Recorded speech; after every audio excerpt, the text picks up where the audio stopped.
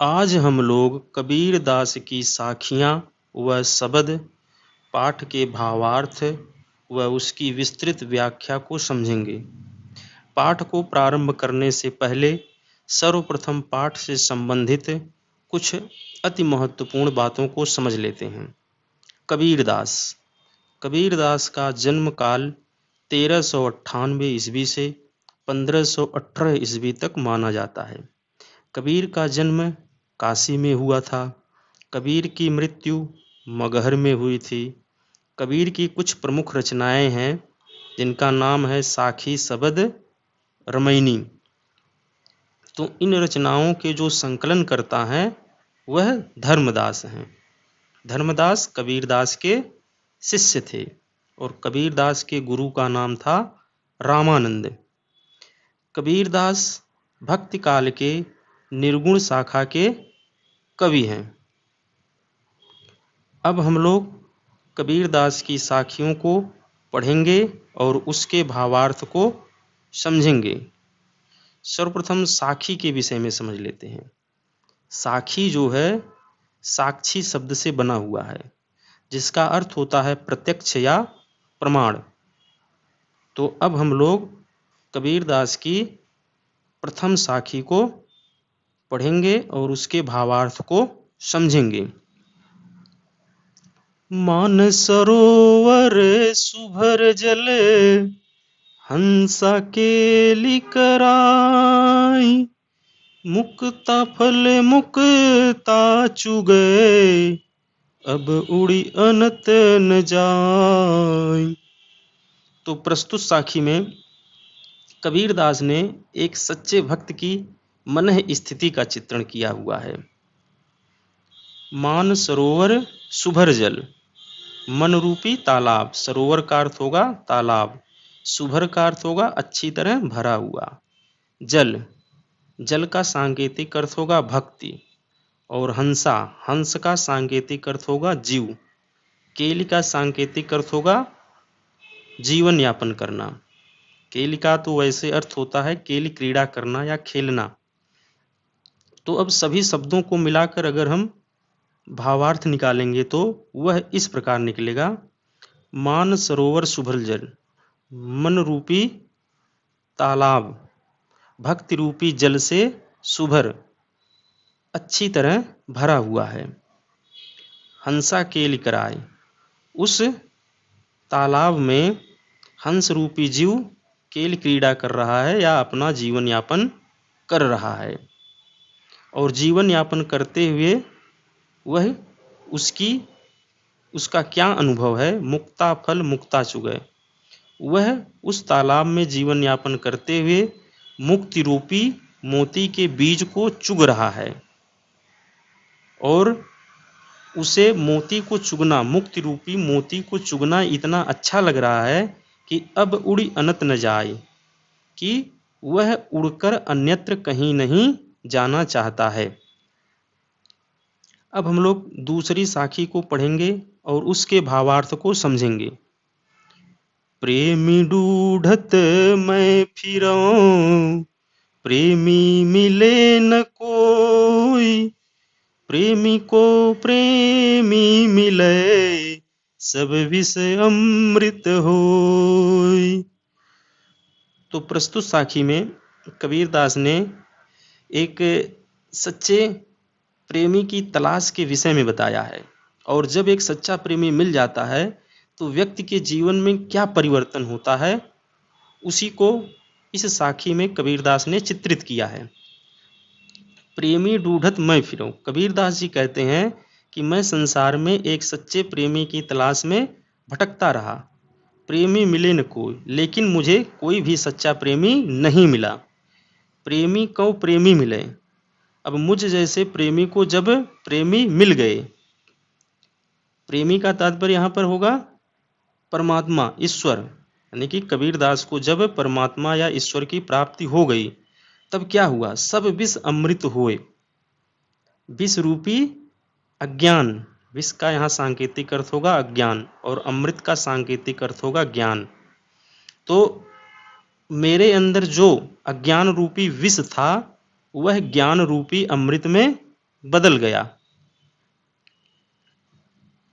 अब हम लोग कबीरदास की तीसरी साखी को पढ़ेंगे और उसके भावार्थ को समझेंगे। हस्ती चढ़िए ज्ञान को सहज दुली चाडारी, स्वान रूप संसार है फूखन दे झक मारी। प्रस्तुत साखी में कबीरदास ने यह बताया है कि जब एक ज्ञानी व्यक्ति समाज में विचरण करता है, जीवन यापन करता है, तो उसको किन किन परिस्थितियों का सामना करना पड़ता है। हस्ती चढ़िए ज्ञान को, हस्ती का अर्थ होगा हाथी। ज्ञान रूपी हाथी पर चढ़कर जब व्यक्ति सहज दुलीचा, दुलीचा का अर्थ होता कालीन, ज्ञान रूपी हाथी पर चढ़कर व्यक्ति और उस पर कालीन लगाकर अच्छे से बैठकर वह आगे बढ़ता है। अर्थात व्यक्ति जब ज्ञान रूपी हाथी पर सवार होकर समाज में विचरण करता है तो स्वान रूप संसार है। तो यह कबीरदास ने संसार को कुत्ते की उपमा दी है। वह कहते हैं यह संसार रूपी जो कुत्ता है वह भौंकता है, अर्थात उस ज्ञानी व्यक्ति के मार्ग में बाधा डालना चाहता है, वह उसे आगे नहीं बढ़ने देना चाहता है। लेकिन एक जो सच्चा ज्ञानी होता है वह उसके ऊपर इस कुत्ते के भौंकने का कोई भी असर नहीं पड़ता है और वह निरंतर आगे बढ़ता चला जाता है। अब हम लोग कबीरदास की चौथी साखी को पढ़ेंगे और उसके भावार्थ को, उसकी विस्तृत व्याख्या को समझेंगे। पखा पखी के कारण सब जग रहा भुलान, निरपख होई के हरि भजे सोई संत सुजान।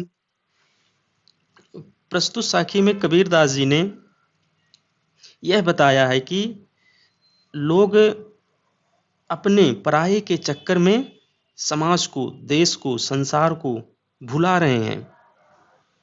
पखा पखी के कारणे, पखा पखी का अर्थ होता है पक्ष विपक्ष, लड़ाई झगड़ा। पखा पखी का अर्थ होगा लड़ाई झगड़ा। सब जग रहा भुलान, यानी व्यक्ति लड़ाई झगड़े में पड़कर, अपने पराये में पड़कर, पक्ष विपक्ष में पड़कर सब जग रहा भुलान, संसार के सभी लोगों को वह भुला दे रहा है।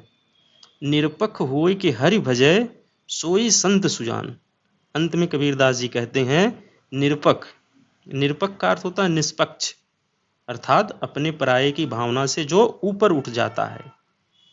निरपख होय के हरि भजय, हरि का अर्थ होता है भगवान, भजय का अर्थ होता है भजन करना, अर्थात जो निष्पक्ष होकर ईश्वर का भजन करता है, परमात्मा का भजन करता है, सोई संत सुजान, सच्चे अर्थों में वही सज्जन व्यक्ति कहा जाता है।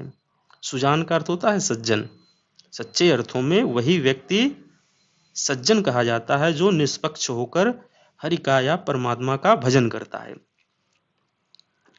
अब हम लोग पांचवी साखी को पढ़ेंगे और उसके भावार्थ को समझेंगे।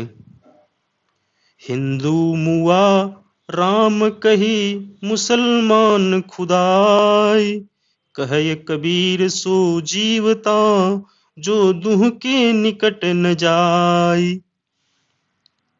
तो प्रस्तुत साखी में कबीरदास ने धर्म आडंबर का जो है खुलकर विरोध किया है।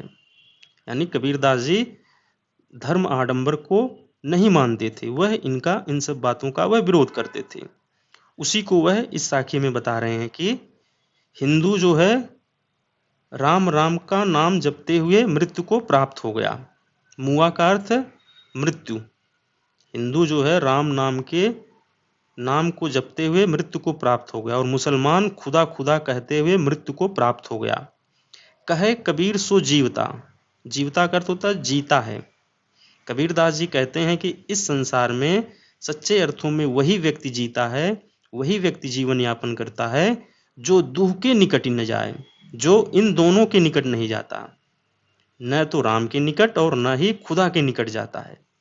तो फिर वह किसके निकट जाता है? वह मानवता के निकट जाता है, वह धर्मों से ऊपर किसको महत्व देता है? मानवता को महत्व देता है। तभी वह व्यक्ति सच्चे अर्थों में जीता है या जीवन यापन करता है संसार में। अब हम लोग छठी साखी को पढ़ेंगे और उसके भावार्थ को समझेंगे। काबा फिरी काशी भया, राम ही भया रही, मोट चून मैदा भया, बैठी कबीरा जी। प्रस्तुत साखी में कबीरदास ने धर्म के एकात्मक भाव को चित्रित किया है, अर्थात सभी धर्म किस प्रकार से आपस में एक दूसरे से मिल जा रहे हैं, उसी को कबीरदास ने इस साखी में बताया है। काबा क्या है? मुसलमानों का एक पवित्र स्थल है, और काशी क्या है? हिंदुओं का एक पवित्र स्थल है। तो वही कबीरदास जी कहते हैं कि काबा काशी बन गया और काशी जो है काबा बन गया। राम ही भया रहीम, राम जो है हिंदुओं के आराध्य देव हैं और रहीम मुसलमानों के आराध्य देव हैं। तो वह यह कहते हैं राम रहीम हो गए और रहीम राम हो गए, अर्थात ये सभी लोग आपस में एक दूसरे से मिल गए। कैसे? उसी के सापेक्ष एक उदाहरण देते हैं। मोट चून मैदा भया, बैठ कबीरा जी।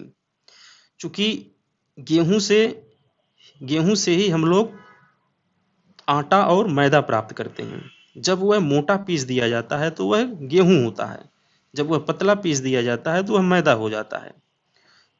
तो उसी प्रकार कबीरदास जी कहते हैं कि जिस प्रकार इन गेहूं से प्राप्त दो दो चीजें होती हैं लेकिन उनका स्रोत एक ही होता है, उसी प्रकार से हमें केवल और केवल एक परमात्मा में विश्वास करना चाहिए, एक ईश्वर में हमें विश्वास करना चाहिए, अर्थात हम सबका ईश्वर जो है वह एक ही होता है। अब हम लोग कबीरदास की 7वीं साखी को पढ़ेंगे और उसके भावार्थ को समझेंगे। ऊंचे कुल का जन्मिया, जे करनी ऊंच न होय, सुबरन कलश सुरा भरा, साधु निंदा सोय। प्रस्तुत साखी में कबीरदास जी यह बताते हैं कि व्यक्ति अपने कर्मों से महान होता है, न कि जन्म से। व्यक्ति कभी भी जन्म से महान नहीं होता है, व्यक्ति हमेशा अपने कर्मों से महान होता है। तो वह यह कहते हैं कि ऊंचे कुल का जन्मिया, जन्मिया का अर्थ जन्म लेना। व्यक्ति ऊंचे कुल में, कुल का अर्थ होता है वंश, व्यक्ति ऊंचे वंश में, ऊंचे कुल में क्यों न जन्म ले, लेकिन जे करनी ऊंच न हो, अगर उसकी करनी ऊंच नहीं है, अगर उसका कर्म ऊंचा नहीं है, उसका कर्म अच्छा नहीं है, ऊंचा का तात्पर्य यहाँ पर अच्छा से होगा, अगर यदि उसका कर्म अच्छा नहीं है, ऊंचा नहीं है, तो वह व्यक्ति सच्चे अर्थों में महान नहीं कहा जा सकता। उसी प्रकार जैसे सुबरन कलश सुरा भरा, साधु निंदा सोय। सुबरन का अर्थ होता है स्वर्ण, स्वर्ण पात्र, कलश क्या है? पात्र है। सुरा का अर्थ होता है मदिरा। उसी प्रकार जैसे स्वर्ण पात्र में यदि मदिरा भर दी जाती है, सुरा भरा, यदि मदिरा भर दी जाती है तो साधु निंदा सोय, साधु का अर्थ होता है सज्जन, सज्जन व्यक्ति, ज्ञानी व्यक्ति हमेशा उसकी निंदा ही करते हैं, अर्थात उसको किसी भी स्थिति में वह स्वीकार नहीं करते हैं। किसको? उस स्वर्ण पात्र को। क्यों नहीं करते हैं? क्योंकि उसमें मदिरा भरी गई है, उस स्वर्ण पात्र में एक विकार है, इसलिए वह सज्जन व्यक्ति उसको स्वीकार नहीं करते हैं।